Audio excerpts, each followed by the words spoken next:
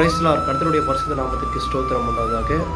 லூக்கா எழுதின சுவிசேஷம் 19ஆம் அதிகாரத்தில் ஒரு மனுஷனை குறித்து பார்ப்போம். சகேவு என்னப்பட்ட மனுஷன் ஒருத்தன் இருந்தான். அவன் ஆயக்காரனுக்கு தலைவனுமாய் ஐஸ்வர்யவனுமாய் இருந்தான். அவன் பார்த்துங்க, அவன் அநியாயமாய் வாங்கியிருந்தான், நாளத்தினே திருப்பி தரணும் என்று ஆண்டவர் பார்த்து சொல்கிறான். அவன் ஒரு ஐஸ்வர்யவான், ஆயக்காரனுக்கு தலைவன். அநியாயமாக வாங்கியிருந்தான், நாளத்தினே திருப்பி தரணும்னு சொல்கிறான்.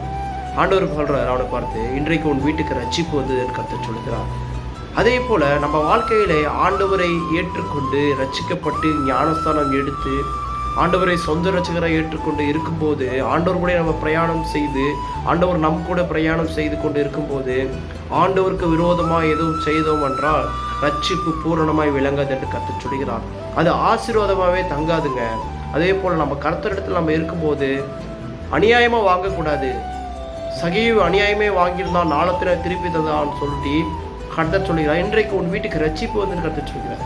அதே போல் நம்ம வாழ்க்கையில் எதுவும் அநியாயமாக வாங்கியிருந்தோம் அப்படின்னா திருப்பி கொடுத்தாலே ஒழியதான் நமக்கு ஆசீர்வாதம் நமக்கு வரும். அது ரட்சிப்பு பூரணமாய் விளங்கும். ஆமென், ஆமென்.